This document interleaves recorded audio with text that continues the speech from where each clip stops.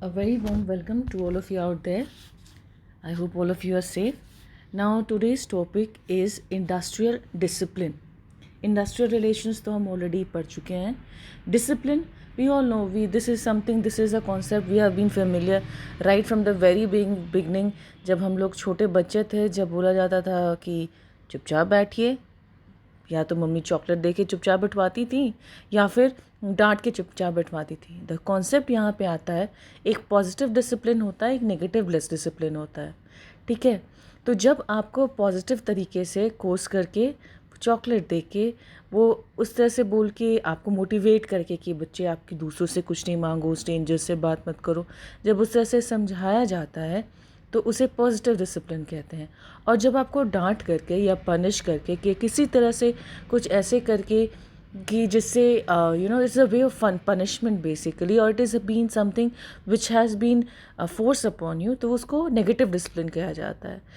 लेकिन दोनों का बेसिस यही है. कहीं भी जब डिसिप्लिन का बोला जाता है कि स्ट्रेंजर से बात नहीं करो या चुप बैठें या स्ट्रेंजर से चॉकलेट नहीं लें, तो दोनों में चाहे मम्मी डांट के बोलें, चाहे वो खुश होके बोले, चाहे वो चॉकलेट दे के बोले, चाहे वो थप्पड़ मार के बोले, कहने का यही है कि आप स्ट्रेंजर से बात ना करें, उनसे कुछ भी अनवांटेड चीज़ ना लें. दोनों का प्रोसेस जो भी है, लेकिन ultimate result is to maintain certain code and conduct, certain rules and regulations which should be followed, right? So this is just one basic example कि school में हो, college में हो, certain rules regulations you had to follow, go in a line and all that stuff. Industrial discipline जो होता है, it is just to maintain peace and orderliness in your organization. देखिए क्या होता है, क्योंकि बहुत सारे मतलब people come from different sectors, no, they come from all the sectors of the society. They are members from the all the sectors of the society. We have to which have to live in harmony, which have to work in harmony basically. तो क्या होता है, कभी कभी ideas clash करते हैं, कभी कभी मोरल्स क्लैश करते हैं, कभी कभी डिसीजंस क्लैश करते हैं. तो ये कन्फ्यूजन, क्योस, डिसऑर्डर, इरेगुलरिटी, ये सब जनरेट कर जाता है.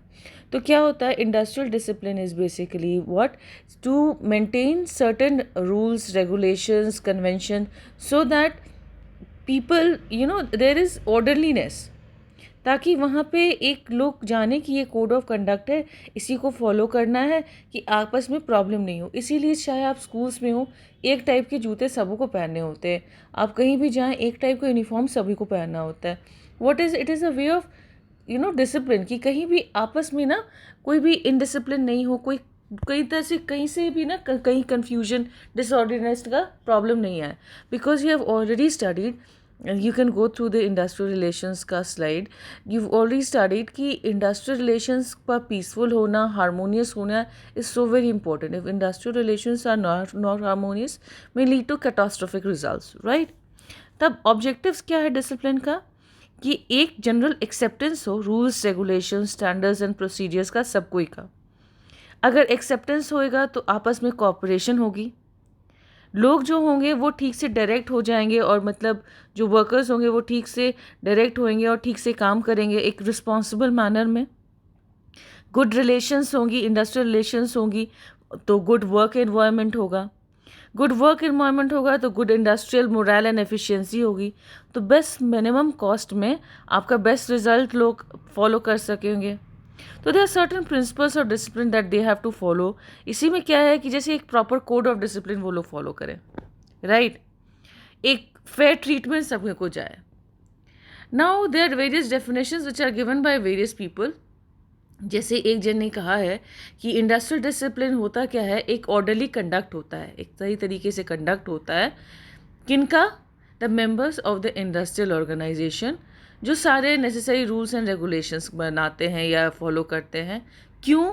ताकि सब आपस में एक दूसरे से कोऑपरेट करके हार्मोनियसली काम कर सके, ताकि जो भी ग्रुप का जो ऑब्जेक्टिव हो, ग्रुप में जो रीजनेबल रिक्वायरमेंट्स हो, वो फुलफिल करे.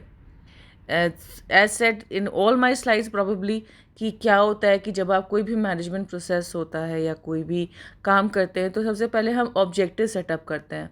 ऑब्जेक्टिव सेटअप करके उसके बाद उसके लिए काम करते हैं हम लोग। जब ऑब्जेक्टिव सेटअप करके हम काम करते हैं तो हमारा काम भी पीसफुल होना चाहिए ना। जब आप काम कर रहे हैं, you being constantly disturb by somebody, so what happens is, या फिर आप खुद ही उतने मोटिवेट नहीं हो रहे हैं, आप दूसरे लोगों से डिस्टर्ब हो जा रहे हैं, आप दूसरों को डिस्टर्ब कर रहे हैं, तो प्रॉब्लम क्रिएट होती है। तो इंडस्ट्रियल डिसिप्लिन यही है कि आप डिसिप्लिन में रूल्स रेगुलेशंस वगैरह फॉलो करें ताकि प्रॉब्लम नहीं हो, राइट। पहले समय में क्या होता था कि सी, there's a difference between the kind of discipline which was there previously and discipline which is there now. You see, you have to understand one thing कि जब पहले का समय था was pre-independence and after independence era. Extreme poverty, the kind of management was different. पहले authoritative kind of management था जहाँ पे लोगों को फोर्स किया जाता था कि भैया तुम काम करो, तुमको नहीं करोगे तो मार पड़ेगी, तुम नहीं करोगे काम से निकाल देंगे, ठीक है, जो जो नॉर्मली होती थी। अभी के समय में क्या है, workers participation is of management is the inmost thing. अभी सभी को, जो वर्कर्स होते हैं, जो एम्प्लॉयज़ होते हैं, उनको पार्ट मैनेजमेंट का एक हिस्सा बना के उनके हिसाब से सारा काम किया जाता है।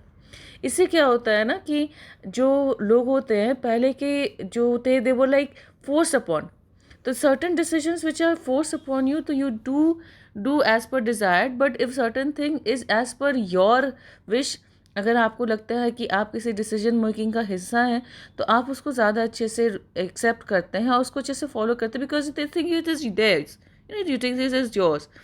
तो क्या होता है, यही आपका एक पॉजिटिव नेगेटिव डिसिप्लिन आ गया। तो पहले जैसे बोला जाता था कि नहीं भाई, डिसिप्लिन तो आर्मी वालों के लिए है और एकदम कहीं जहाँ भी प्रॉब्लम हो उसको ठीक करने का है।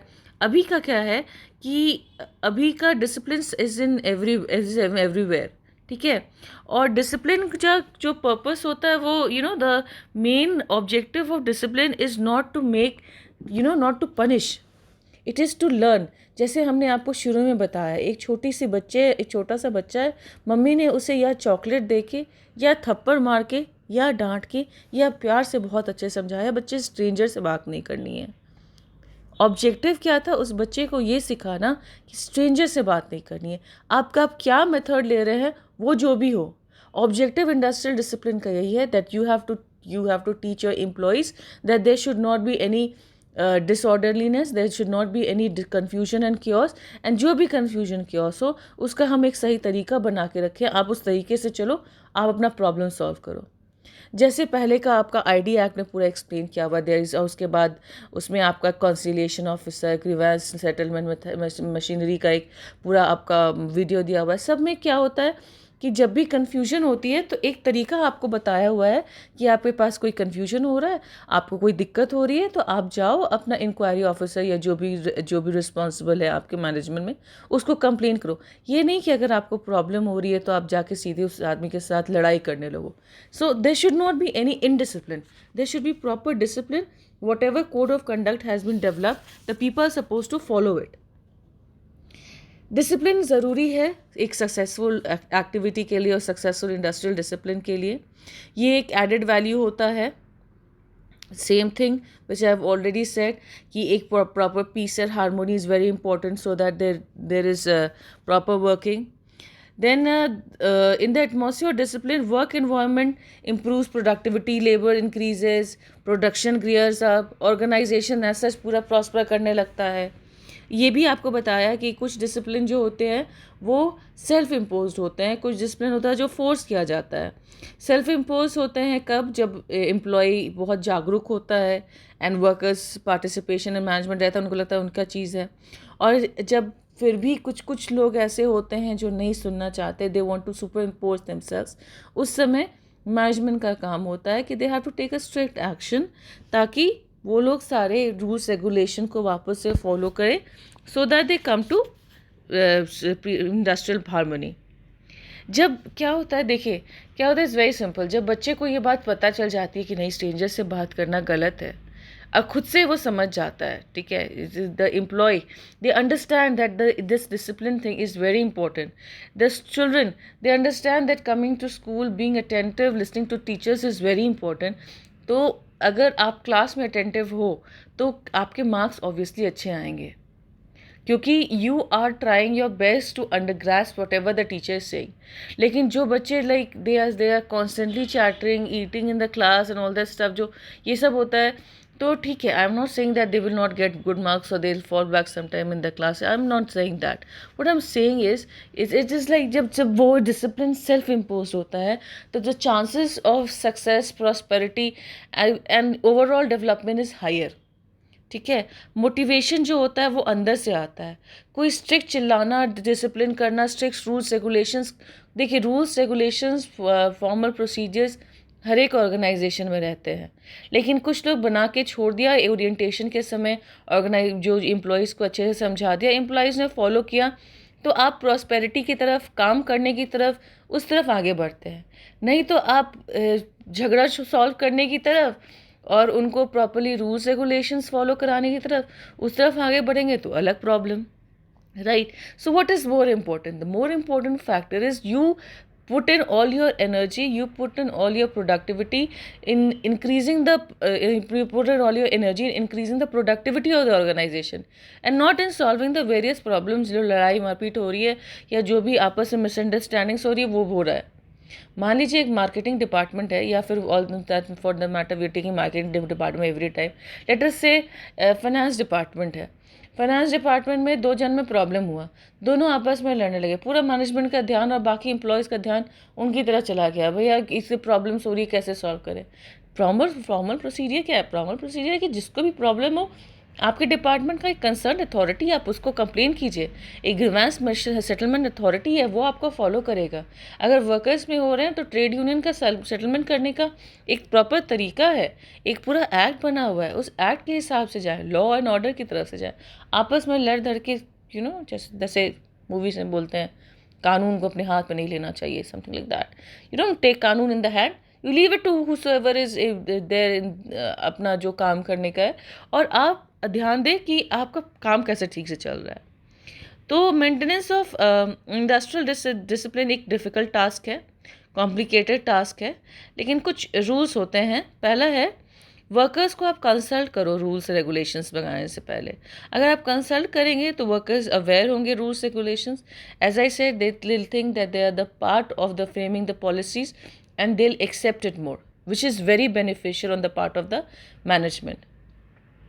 Rules and regulation should be properly framed, उसको सही से फ्रेम करना चाहिए. No communication gap between management and workers. Communication is the very important word. Communication तब कंप्लीट होता है जब आप सामने वाले बंदे को समझा पा रहे हैं कि आप क्या कहना चाह रहे हैं, और अगर वो समझा कि आप उसको उस बंदे ने वापस से आपको they gives you proper feedback, as in they have understood, you have to make that person understand. There's a continuous process, and if the person understands and you get a proper feedback, then the communication is complete. So you rules and regulations framed and your employees do not understand what are the rules and regulations, no फायदा, no. So what happens is आपको management और workers में communication gap नहीं होनी चाहिए, अच्छे से काम होना चाहिए. जो नए वर्कर्स आ रहे हैं उनका प्रॉपर ओरिएंटेशन होना चाहिए. Orientation and induction has already been given, please go through that video. Orientation में उसको प्रॉपर्ली समझाना चाहिए कि हमारे यहाँ ये रूल्स रेगुलेशंस हैं, ऐसे काम करना है, ऐसे नहीं काम करना है, आप इसी तरह से काम कीजिएगा. तो यह क्योंकि हर एक जगह का, हर एक मैनेजमेंट का अपना एक फ्रेमवर्क होता है काम करने का. तो अगर जो भी नया एम्प्लॉय आ रहा है या अगर फ्रेशर्स आ रहे हैं तो they are new, they'll do whatever you tell them to do. If there are some experienced employees coming, तो they have their own set of framework, their mind setup उनका होता है. तो उनको आपको एक्सप्लेन करना हो कि नहीं, हम आप जो काम करें सही है, लेकिन हमारी कंपनी की ये पॉलिसीज़ है, काइंडली उसको फॉलो करें, तो बाकी लोगों के साथ प्रॉब्लम नहीं होगी. देन जहाँ भी नेसेसरी हो, चार्ट्स, ग्राफ्स, अगर जो भी दूसरे मेथड्स है, जो भी से वर्कर्स को समझाइए कि रूल्स रेगुलेशंस क्या हैं, क्यों ज़रूरी हैं सॉल्व करना. अगर ज़रूरी हो तो रूल्स ब्रेक करने के लिए, अगर ज़रूरी हो तो पनिश करो, पेनल्टी दो. लेकिन जो पनिश करना होता है ना, वो विक्टिम बनाना नहीं होता, एज इन ऐसा पनिशमेंट नहीं करना कि उसको ना आप बना दो सबके साथ। देखिए क्या होता है जनरली इंडस्ट्रियल डिसिप्लिन में, अगर मैनेजमेंट को लगता है कि वर्कर्स को कोई गड़बड़ काम करे तो उनको बुला के ऑफिस में डालते हैं। ये नहीं कि सामने में खड़े होके ना उनको खड़े होके बाहर में सबके सामने येल करते हैं। ये तो आप उसका मोरल डाउन कर रहे हैं। हम लोगों ने बताया कि इंडस्ट्रियल डिसिप्लिन का काम होता है क्या, कि आप जो भी डिसिप्लिन का काम हो रहा है क्या, कि आप उस बच्चे को या उस एम्प्लॉय को आप समझा रहे हैं कि भैया उनको लर्न करा रहे हैं, उनको पनिश नहीं कर रहे हैं। तो अगर कोई जन प्रॉपर रूल्स रेगुलेशंस नहीं फॉलो कर रहा है तो केबिन में बुला के या कहीं भी प्रॉपरली बुला के उन्हें आप डांटो, पनिश करो, जो भी करना करो, लेकिन आप विक्टिमाइज नहीं करो, बाहर सबके सामने नहीं उसको बेइज्जत करो। देन फेवरेटिज्म, नेपोटिज्म जो होता है, कास्टिज्म, वो शुड बी अवॉइडेड।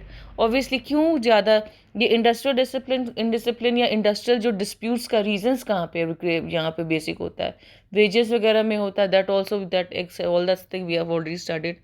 फिर फेवरेटिज्म नहीं होना चाहिए, पार्शियलिटी नहीं होनी चाहिए, वो जो होता है ना कि सेम कास्ट के लोगों को हम फेवर कर रहे हैं किसी काम में, किसी प्रमोशन में, वो नहीं होना चाहिए।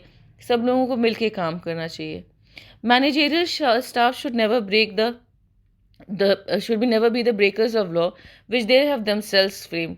क्योंकि लीडर्स जो होते हैं वो एग्जाम्पल सेटअप करते हैं। जब वो एग्जाम्पल सेटअप कर रहे हैं तो उसको वो either setting up examples, they cannot break the law। एक प्रॉपर कोड ऑफ कंडक्ट और industrial discipline should be frame, और discipline should be frame, and उसी हिसाब से काम होना चाहिए। एक डिसिप्लिनरी कमेटी होनी चाहिए।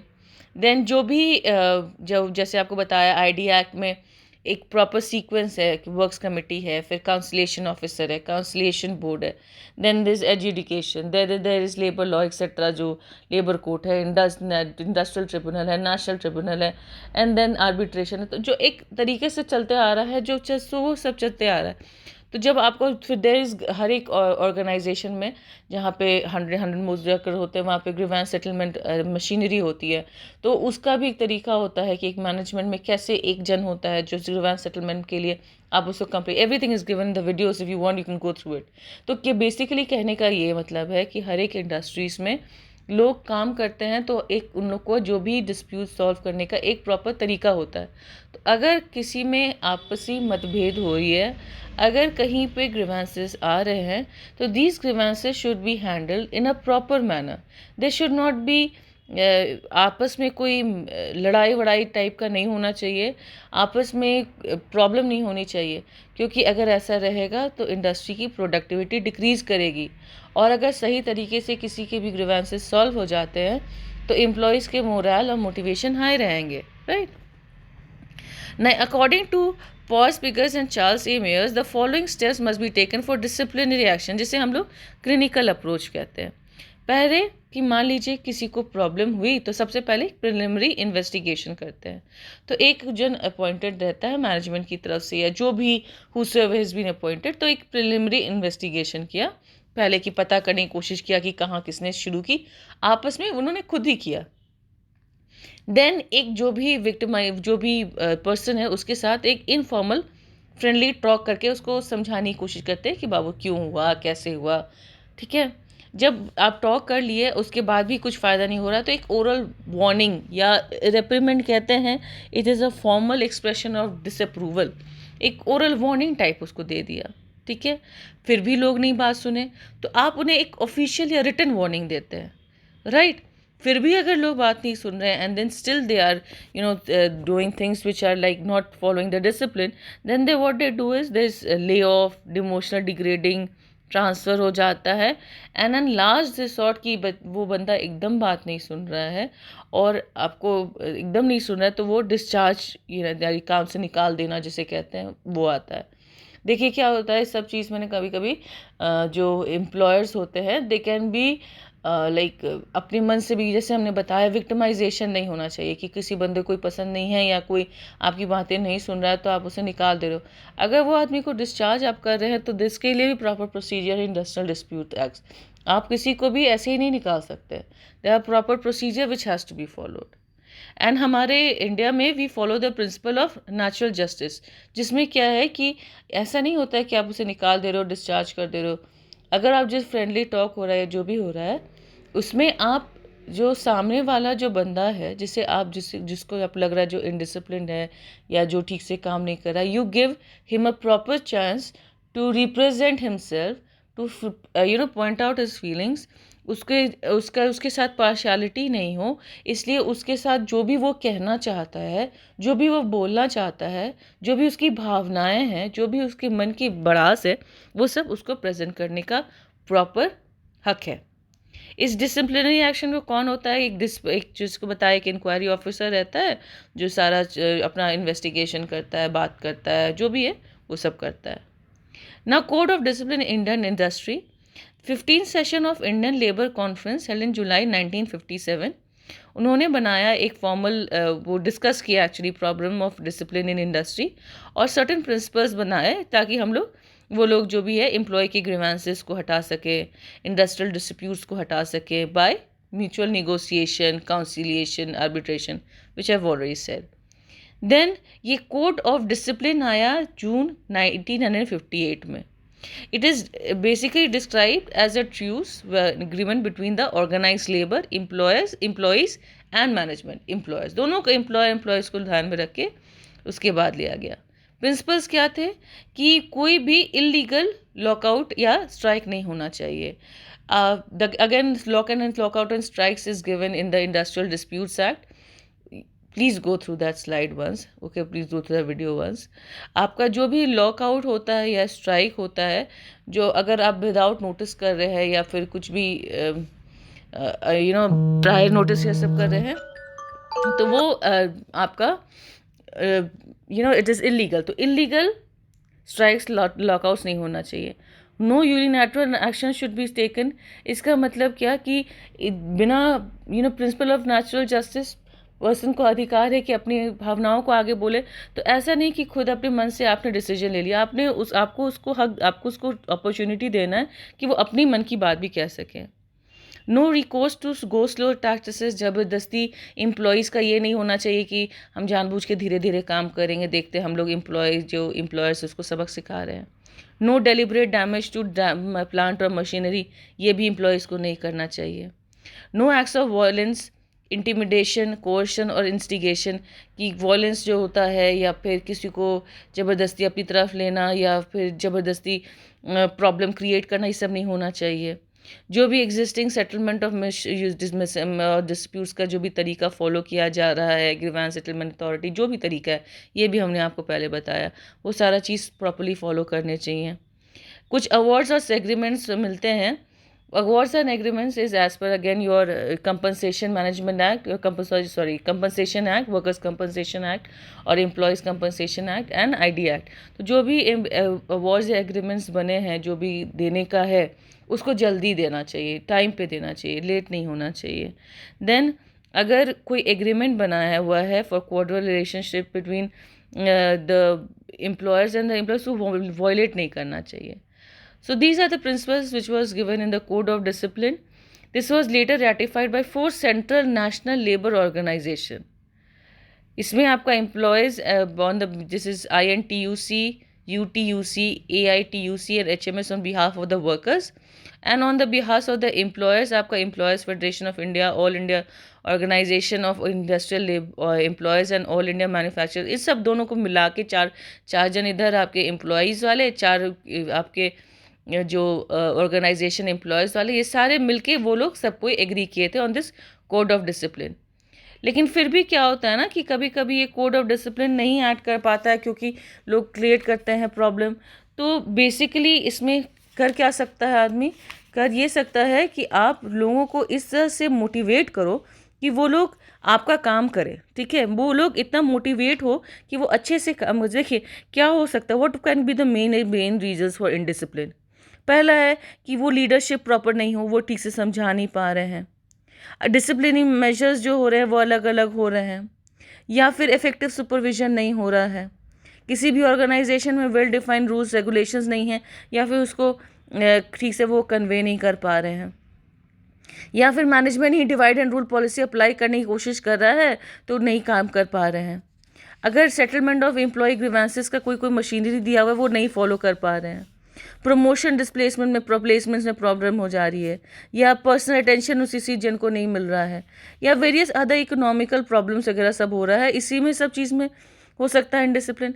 तो क्या क्या करना है कि डिसिप्लिन फॉलो करें, जो कोड ऑफ कंडक्ट है उसको ठीक से फॉलो करना है, डिसिप्लिन कमेट्री बनानी है, प्रॉपर पर्सनल जो भी है जो पर्सन है जो डिसिप्लिन कमिश्नरी है जो इंक्वायरी ऑफिसर है उसको ठीक से इन्वेस्टिगेशन करना है, जो भी है अब जो उनको पनिशमेंट विक्टिमाइजेशन नहीं करना है।